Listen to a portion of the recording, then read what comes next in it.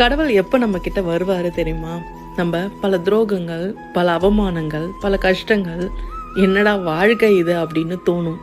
இந்த வாழ்க்கை தேவையில்லை, என்னை ஏன் படைச்ச அப்படின்னு ஒரு கொஷினை போய் நம்ம அவர்கிட்ட கேட்போம். அப்போதான் அவரு நான் இருக்கேன், நான் உன்னை பார்த்துக்கிறேன் அப்படின்னு சொல்லுவார். இதெல்லாம் எப்போ நடக்கும் தெரியுமா? நீங்கள் உண்மையாக இருக்கிறப்ப, உண்மையாக கஷ்டப்படுறப்ப, உண்மையாக அழறப்ப, நம்ம எல்லாமே பண்ணி நம்மளை எல்லாரும் குத்துறாங்களே அப்படின்னு தோணும் தெரியுமா? அப்போ தான் கடவுள் அந்த இடத்துல நம்ம கையை பிடிச்சிக்குவார். நான் இருக்கேன், இதுக்கப்புறம் உனக்கு எந்த கஷ்டம் வந்தாலும் நான் பார்த்துக்கிறேன் அப்படின்னு சொல்லுவார். இவ்வளோ நாள் உனக்கு நான் ட்ரைனிங் தான் கொடுத்துட்டு இருந்தேன். ஸோ அந்த ட்ரைனிங்கில் எல்லாமே நீங்கள் ஸ்ட்ராங்காக ஆகிறதுக்காக தான் அப்படின்னு ஒரு விஷயம் நமக்கு அப்போ தான் புரிய ஆரம்பிக்கும். எப்பயுமே கடவுள் நேராலாம் வரமாட்டார், நேராக நம்ம காதில் எதுவும் சொல்லலாம் மாட்டார். ஆனால்